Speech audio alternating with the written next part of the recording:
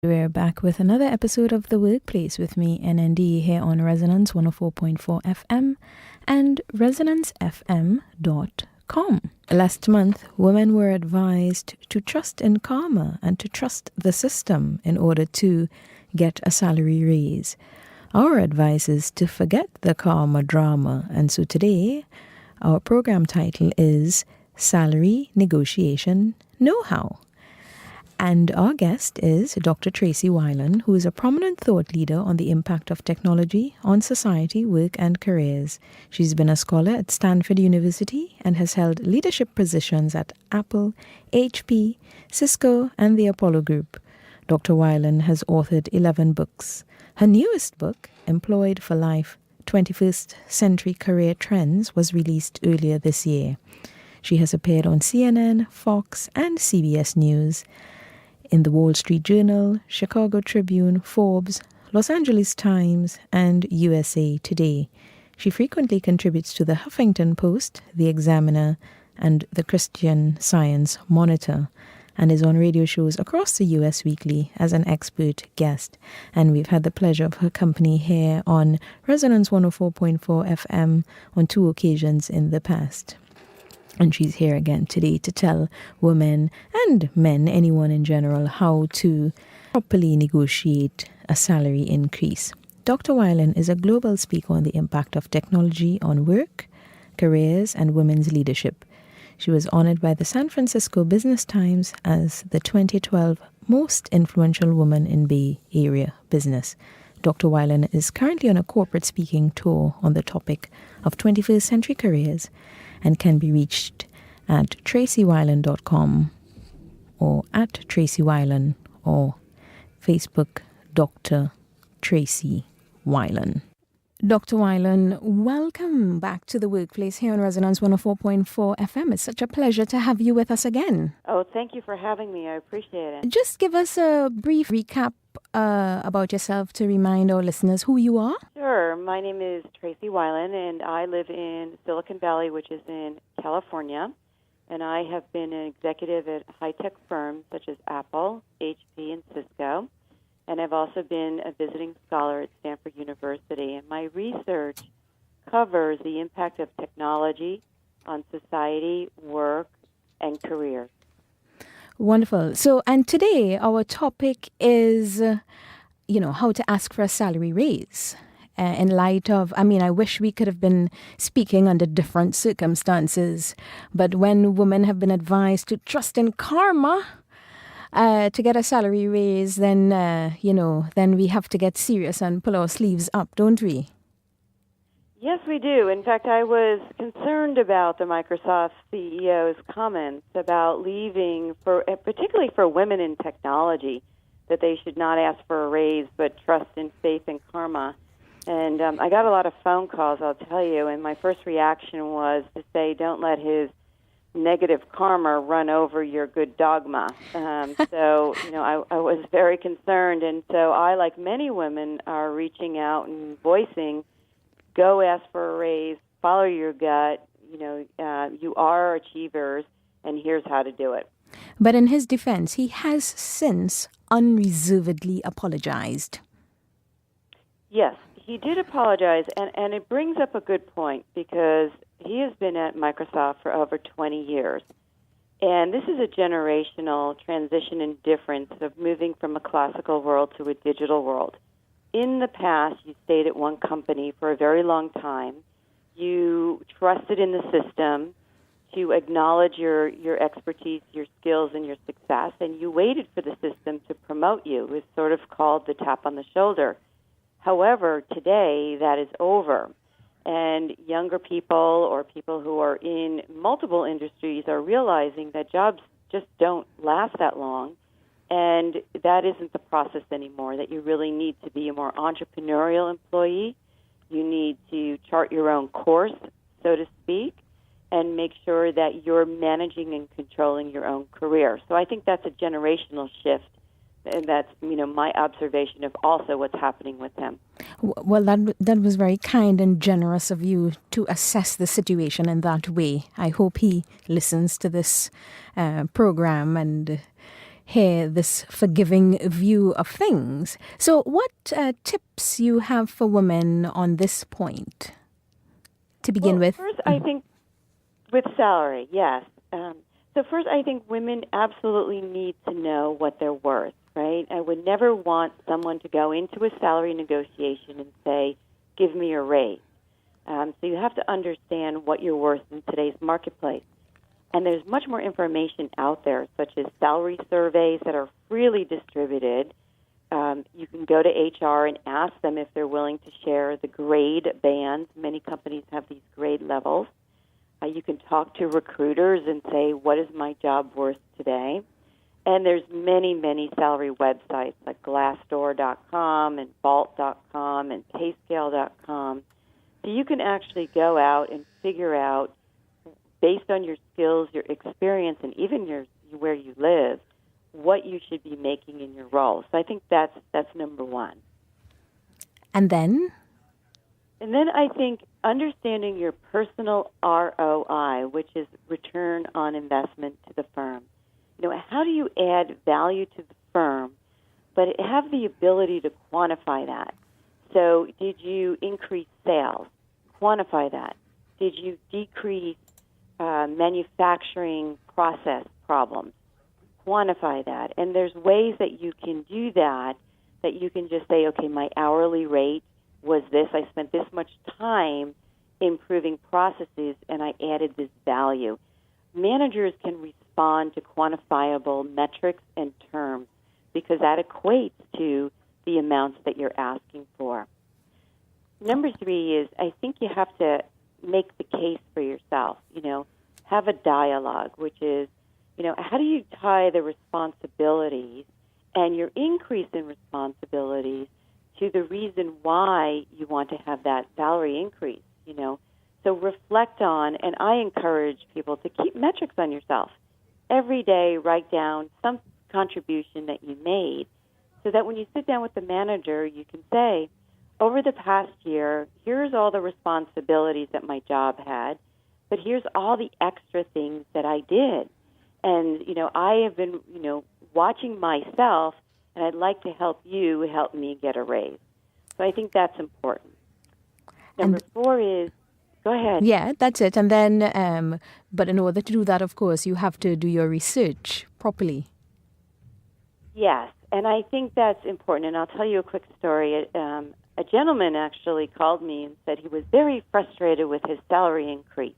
It was only 2%, and it meant that the firm did not value him, and he was going to storm out and leave. And I said, do you realize that in your industry, the norm for raises this past year, because it was a bad year, was only 2%? So actually, you're at the high end of the curve, not the low end. So I think it's important for people to understand what the raise rate is. Some industries are doing exceptionally well, and you may be able to get 10 to 15%. But some industries had a really rough year, and they may only, for the top caliber people, give 2%.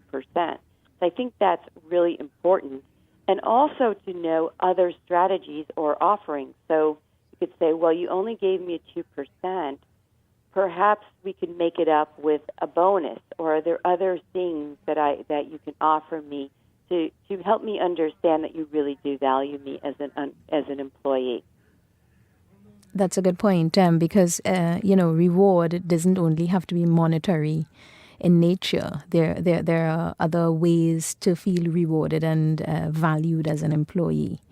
So that's a really critical point. But then you have other things to add to it, like when you ask. Yes, I think timing is important. There's good times and there's bad times. I think when the firm and you are exceeding expectations, that's a really good time to sit down and suggest a salary leveling discussion or a salary discussion. If the firm is having a layoff or budget cuts, that may not be the best time to ask for a salary raise because your manager, their hands may be tied and they may not be able to assist you. I like also phrasing the conversation as a dialogue. One I encourage people to use if they feel that they're underpaid is not to say, I'm underpaid and I want more money, but to say, it's been brought to my attention that, we might need to have a salary leveling conversation, which is, as I've done my research, I see that I'm getting paid less than my peers, and could we talk about leveling it so that I'm getting paid exactly what I'm worth? And I'd like to have a contribution that aligns, a raise that aligns with my contributions and what my peers secure. And I think that's a more gentle way to approach the conversation. And this is for men and women. This is not just for women. You're right. It really does sound less confrontational and less demanding. Yes, and I think that's a good point, is that salary discussions should not be confrontational. They're not negotiations. They're dialogues, and they should be, approached as an ongoing dialogue. And hopefully that's something that people can do more than once a year, although I realize that performance reviews are often just framed as a dialogue you have once a year. Alrighty. So now, let's say you have all of these things in place. You know all of these things to do. But what if you think, can I really approach the big boss and ask this? Then what? Yes, and I think that's, so just to reflect on what, what the Microsoft Chief Executive Officer's comment is, you do, particularly technical women, if you have a technology background, you're pretty powerful today because there's such shortages for women in technology. And so I think you have to understand your power. If you're in a high-demand job or if you're in a job where, they can let you go and easily replace you at a lower cost. So I think that's something that you have to just keep in your mind. I do believe in speaking up. There are numerous studies that show that those who ask are more likely to receive. And I think if you're in a position where you can have a dialogue with your chief executive, one is make sure you're prepared and bring in all your metrics, as I mentioned, but to be able to have this dialogue and speak up and ask for exactly what you want. They may not agree with you, so have some counter offers and options. And you and I just talked about other things. And I think people should think about things that have high value for themselves.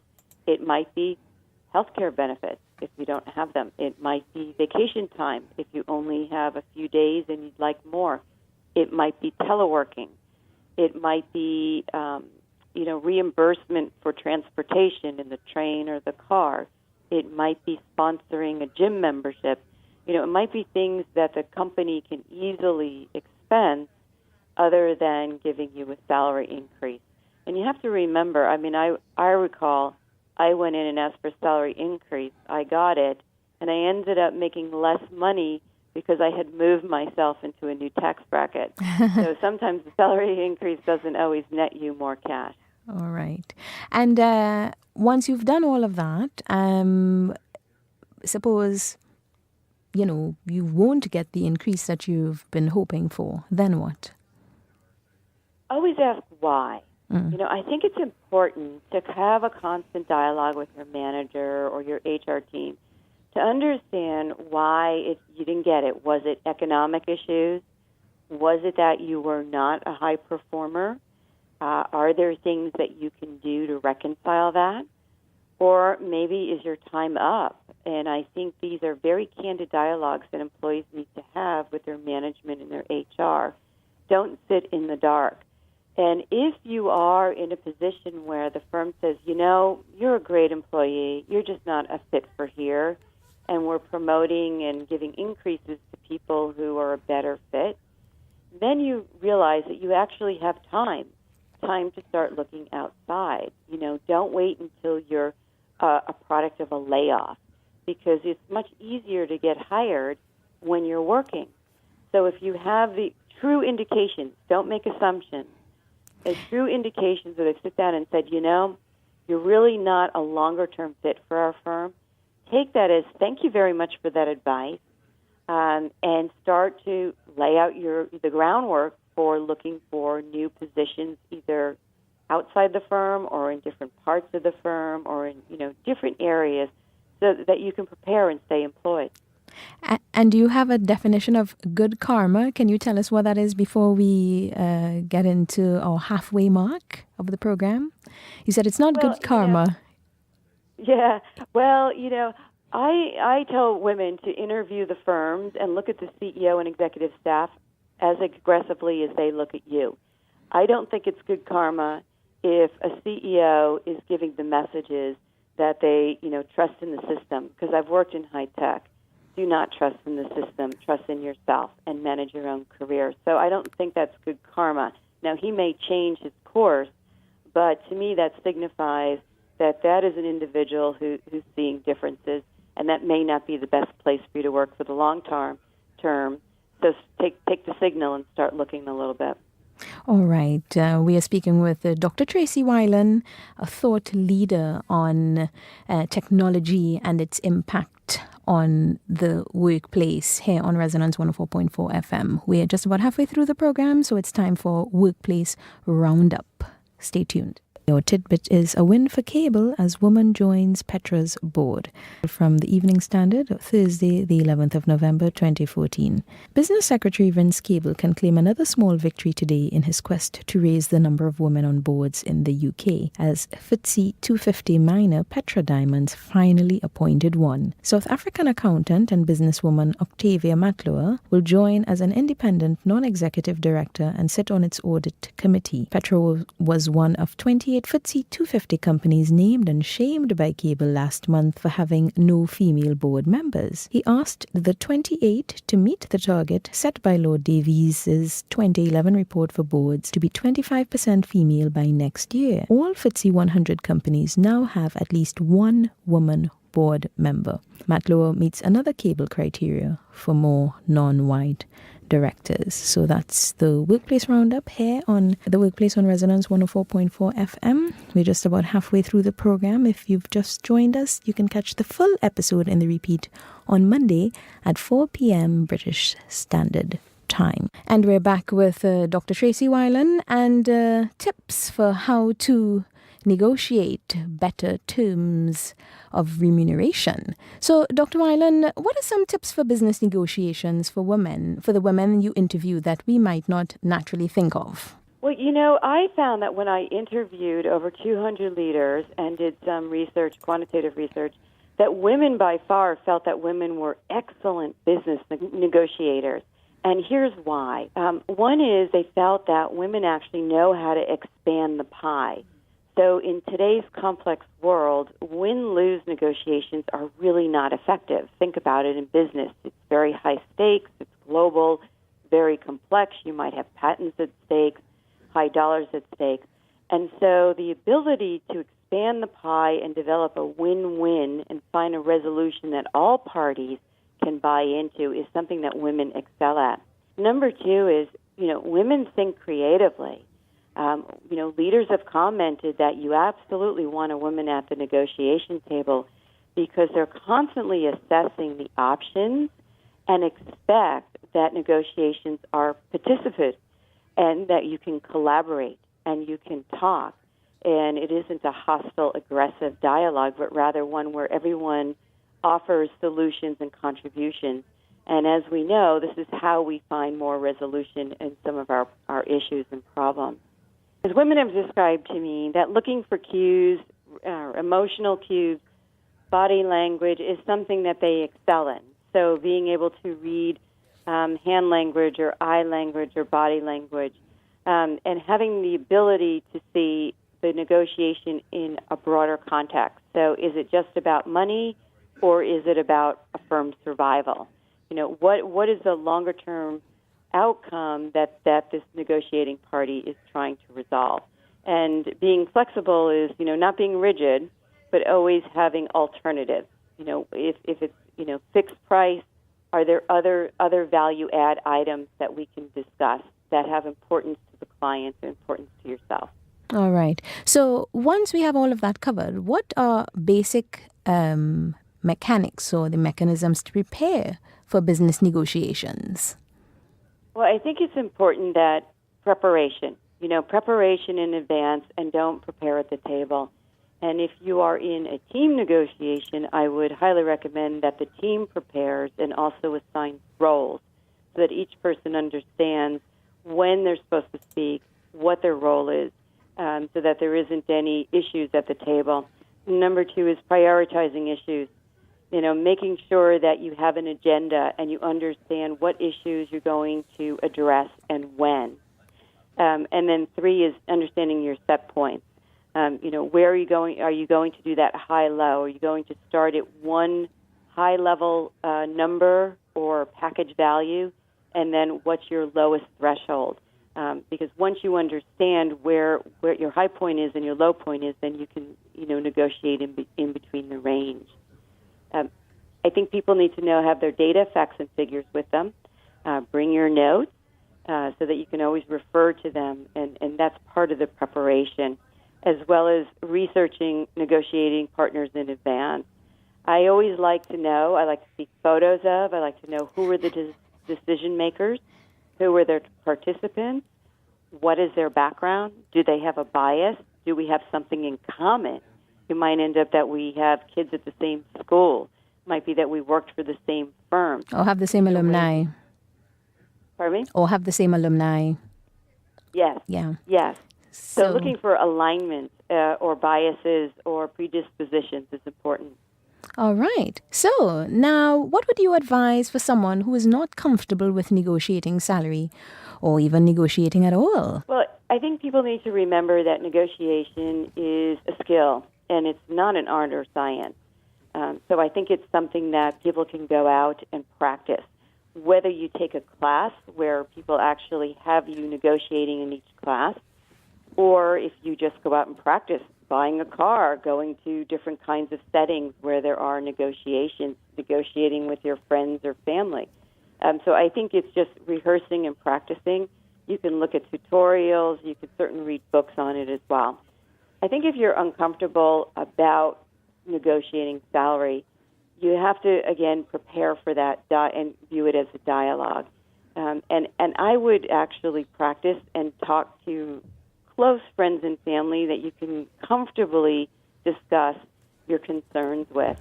And I think recruiters are very helpful here because they know how to cut to the chase and they can play the devil's advocate, so to speak, so that you can be more comfortable with this whole process and dialogue and understand the process. It is a process. And outline it, bring your notes, and just, do your research so you can feel comfortable with the process. Well, Dr. Wilen, thank you so much for that thorough and comprehensive and practical summary as to how women can actually approach negotiating salary advances and not sort of, relying on this pie-in-the-sky stuff of karma and so on that belong really in the realm of faith and religion. Thanks so much for being with us here on The Workplace on Resonance 104.4 FM. As usual, it's a pleasure to speak with you and to learn all that you have to teach us about the workplace. Thank you very much. That's it for today's episode of The Workplace with me, NNDee, here on Resonance 104.4 FM.